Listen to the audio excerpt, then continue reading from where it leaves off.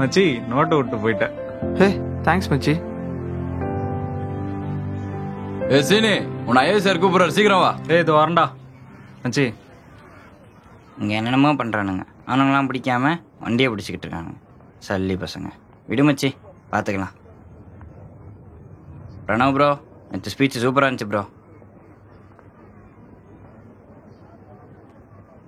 மச்சி அனீஷ் சார் இதை கொடுக்க சொன்னார்.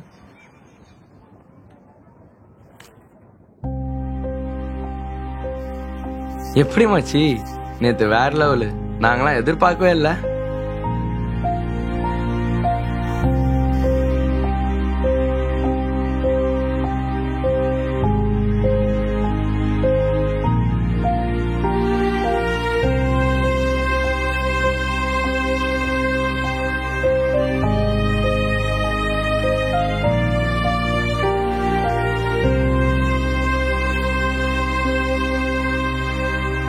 மச்சி இது நீ வச்சுக்கோ.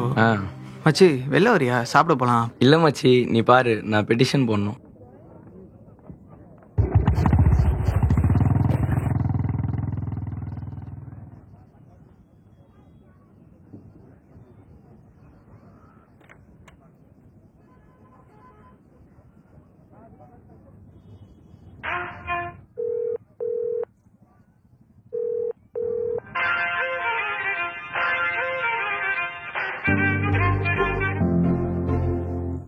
ஹே பிரணவ், எங்க இருக்க? இப்போ தாண்டி கிளம்ப போகிறேன். பசிக்குது, சாப்பிட போகலாமா? இப்போதான் காலேஜ் கிளம்புறேன். அதுதான் கிட்ட வந்துடுறேன், பிக் பண்ணிக்கோ. ரெடி மாமி, வந்து வெயிட் பண்ணுறேன், சீக்கிரம் வந்துடு.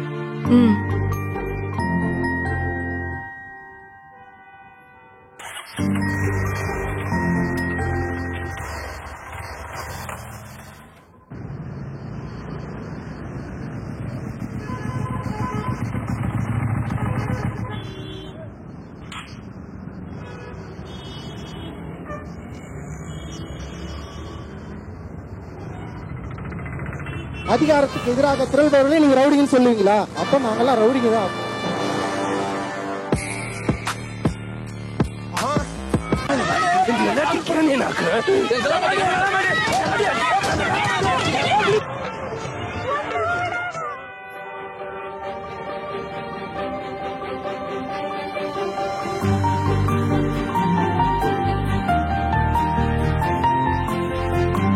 ஏன்டா சிரிச்சுட்டே இருக்க?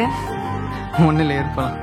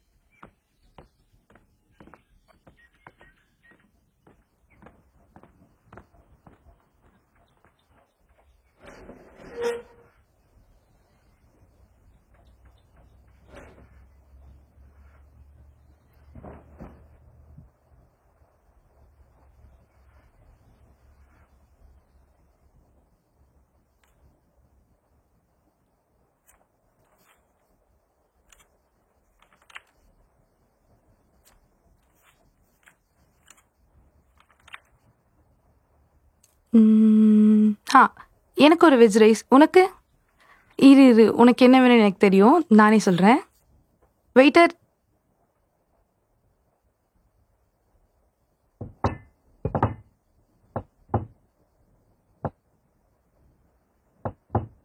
Ma'am your order please. ஒரு வெஜ் ரைஸ், ஒரு சிக்கன் ரைஸ். அப்படி நான்வெஜ்ல என்னதான்டா இருக்கு? எப்படிதான் இதெல்லாம் சாப்பிட்றீங்களோ? இதெல்லாம் சாப்பிட்டு பார்த்தா தான் அதோட அருமை தெரியும். இங்கே பாரு, கொஞ்சோண்டு ரைஸை எடுத்து அது மேலே கொஞ்சம் சிக்கனை வச்சு அதை அப்படியே சாஸை ஊற்றி அதை அப்படியே வாயில் போட்டோன்னு வச்சுக்கேன். குலோப் ஜாமுன் மாதிரி உள்ள இறங்கும். அதுக்கு நான் குலாப் ஜாமே சாப்பிட்டு போயிடுவேண்டா. உங்ககிட்ட போய் சொன்ன பாரு. எப்படியும் எங்கள் வீட்டில் வந்து சமைச்சு தானே ஆகணும். சேச்சே, நானா சமைச்சு தர மாட்டேன்ப்பா. இப்படிதான் ஒரு வாயிலா ஜீவனை கொண்டு சாப்பிட்றீங்களோ? ஓ அடேங்கப்பா, எல்லாரும் ஒரு காலத்தில் கடைச்ச கறியை சாப்பிட்டு வாழ்ந்தவங்க தான். என்ன நாங்கள் இன்னும் அப்படியே இருக்கோம். நீங்கள் உங்களை ரொம்பவே மாற்றிக்கிட்டீங்க. யாருப்பா மாறினது, நாங்களா இல்லை நீங்களா? நாங்கள் என்ன மாறினோம்? நாங்கள் ஃபுட்டை மட்டும்தான் மாற்றிக்கிட்டோம். ஆனால் நீங்கள் எல்லாத்தையும் மாற்றிக்கிட்டீங்க. எல்லாமேனா? இல்லை, எனக்கு புரியல. எல்லாமேனா எல்லாமே தான் மிஸ்டர் பிரணவ் கிறிஸ்ட். இப்போ எதுக்கு ரிலீஜியன் எடுக்கிற? ரிலீஜியனுக்கு இதுக்கு என்ன சம்பந்தம்? கிறிஸ்டியானிட்டி ஈரோப் ரிலீஜியன் தானே. இப்போ அந்த கல்ச்சரை தானே நீங்களும் ஃபாலோ பண்ணுறீங்க. பொங்கல் தீபாவளி கூட தான் நாங்கள் செலிப்ரேட் பண்ணுறோம். அதுக்குன்னு என்ன அங்கே அதெல்லாம் செலிப்ரேட் பண்ணிட்டா இருக்கிறாங்க? அப்போ நீங்கள் எதுக்குப்பா செலிப்ரேட் பண்ணுறீங்க? சொல்கிறேன், நல்லா புரிஞ்சுக்கோங்க மிஸ் தேஜஸ்ரீ. ஒரு காலத்தில் இங்கேருந்து தான் எல்லாரும் கன்வெர்ட் ஆகி மாறினாங்க. சில பேரை மாற்றிட்டாங்க. பிகாஸ் கேஸ்ட் ஓவர் அப்ரெஸ்டும் அன்டச்சபிலிட்டியும் அங்கேருந்து வந்த மிஷினரிஸ் தான். அப்போ கிறிஸ்டியானிட்டியில் கேஸ்ட் அப்ரெஸ்ட் இல்லையா? கேஸ்ட் வேர்ல்டு ஃபுல்லாகவும் தான் இருக்குது. எக்ஸ்பெஷலி நம்ம இந்தியாவில் மட்டும்தான் ஒருத்தவன் மேலே ஒருத்தவன் கீழேங்கிற ஜாதி ஒடுக்குமுறை அதிகமாகவே இருக்குது. ஏன் நம்ம ஹிந்துங்கிற ரிலீஜியனே ஒரு கேஸ்ட் ஸ்ட்ரக்சரில் அடிப்படையில் உருவாகி இயங்கிட்டு வந்துட்டு இருக்கிறது தான். இப்போ இங்க இருக்க கிறிஸ்டியன்ஸ்லாம் ஒன்னா இருக்கீங்களா? இன்டர் கேஸ்ட் மேரேஜ்லாம் பண்ணிப்பீங்களா? அதை தான் சொல்கிறேன், உன் மரமண்டை நல்லா ஏற்றிக்கோ. கிறிஸ்டியானிட்டி கேஸ்ட் ஸ்ட்ரக்சர் அடிப்படையில் உருவானது கிடையாது. இந்தியாவில் இருக்கிறதுனால தான் கிறிஸ்டின்ஸ் இன்னும் கேஸ்ட் தாட்டோடவே இருக்கிறாங்க. இப்போ எக்ஸாம்பிள், இது ஒரு பொண்ணு, இது ஒரு பையன். இவங்க ரெண்டு பேரும் டிஃப்ரெண்ட் ரிலீஜியன் பட் சேம் கேஸ்ட்னா ஏற்றுக்கிறாங்க, கல்யாணமும் பண்ணி வைக்கிறாங்க.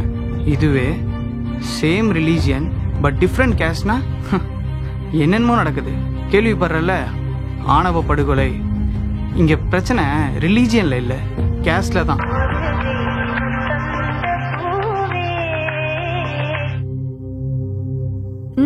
சொல்லடா. ஒரு வழியா கவர்மெண்ட் ஜாப்ல செலக்ட் ஆயிட்டேன்டி. ஹே சூப்பர்டா, கங்க்ராட்ஸ். சரி நான் வீட்டுக்கு வந்து பேசிட்டா? சரி ஓகே.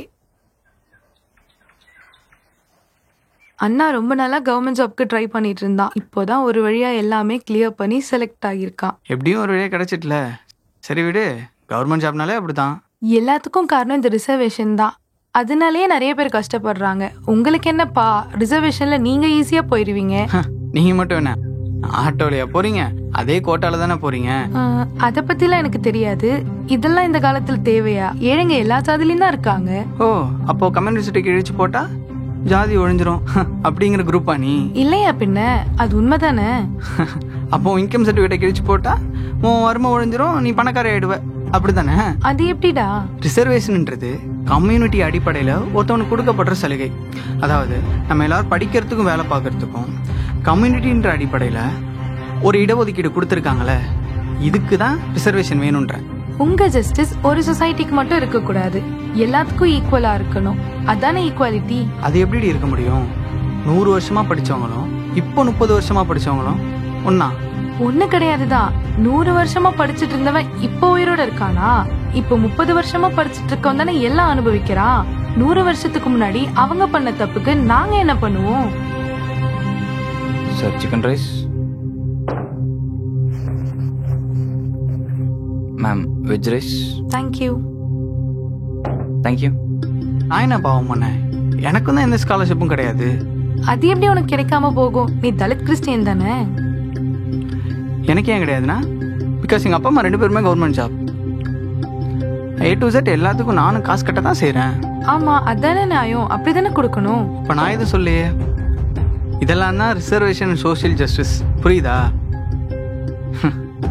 எங்களுக்கெல்லாம் ஒரு காலத்தில் பேனா குடிக்கிறதே பெரிய விஷயமா இருந்துச்சு. புரியுது. இவ்வளோ கொண்டு வந்து என்ன இது மாறின மாதிரி தெரியல. இதெல்லாம் இப்போ இருக்க பாலிடிக்ஸ்னால தான். அதுவும் கரெக்டு தான். நம்ம மாறினாலும் இப்போ இருக்கிற பாலிடிக்ஸ் நம்மளை மாற விடாது. இவங்களுக்கு அந்த வெள்ளைக்காரங்களே இருந்திருக்கலாம். இப்போ நீ அவங்களுக்கு சப்போர்ட் பண்ண ஆரம்பிச்சிட்டியா? ஏய், பரவாயில்ல, நீயும் அறிவாளி தான்.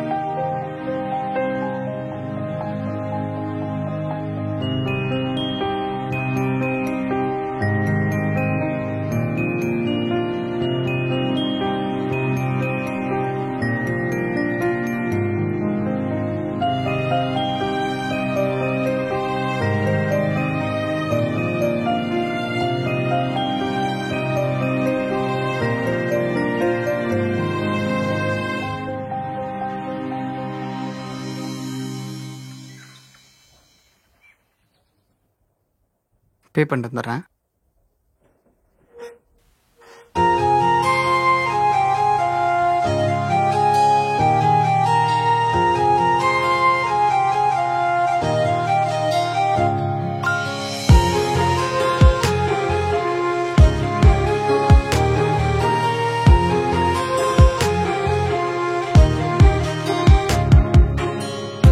விடியும் பொழுதில் கதிரின் சுடராய் மோதும் மலையில் நான் மிதக்கிறேன். மூங்கில் தொலையில் மூச்சு காற்றாய் மருகும் திசையில் நான் மிதக்கிறேன். காகம் இறகு போல தாகம் சிறகடிக்குதே கவியின் காகிதமும் காதல் சிந்ததே. மீனின் துள்ளல் போல நானும் துள்ளதே மனதின் கால்களும் ஒரு தாளம் போடுதே. தரரே தரரே தரரே தரரே தரரே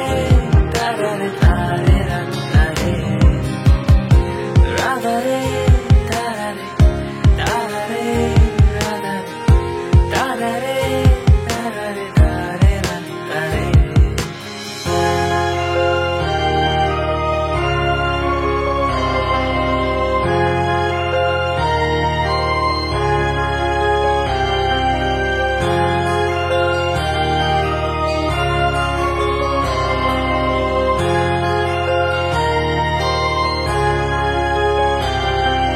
கடல் மணலில் கடை விரிக்கும் கட்டை ராட்டினம் ஒன்று தொடர்கதையாய் ஒரு கதையை சுற்றி காட்டுதே. கலங்கரையில் கரையழிக்கும் நீல வெளிச்சங்கள் ஒன்று மெது மெதுவாய் வரும் படகை தொட்டு அழைக்குதே. மெழுகுவர்த்தியின் அருகில் இருக்கும் மகள் விளக்கால் தேவனாலயம் ஒளிருதே மிளிருதே. தேநீர் கோப்பையின் அனலில் மிதக்கும் தென்றல் பாடும் நீங்காத ரீங்காரம் நீதானடி. தரரே தரரே தரரே தரரே தரரே தரரே தரரே தரரே. காகம் இறகு போல தாகம் சிறகடிக்குதே கவியின் காகிதமும் காதல் சிந்ததே. மீனின் துள்ளல் போல நானும் துள்ளதே மனதின் கால்களும் ஒரு தாளம் போடுதே.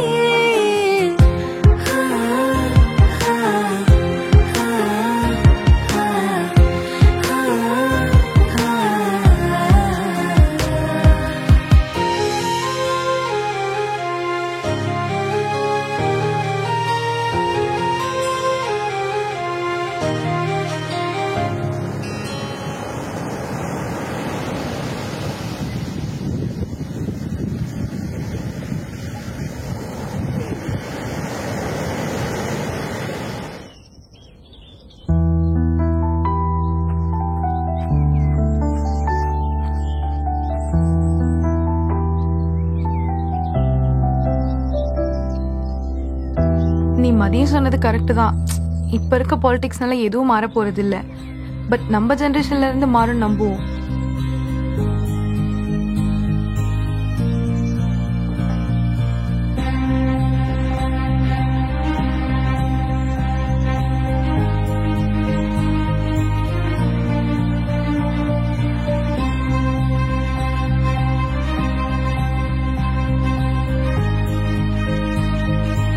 பிரணவ் ப்ரோ, ஸ்பீச் சூப்பராக இருந்துச்சு ப்ரோ.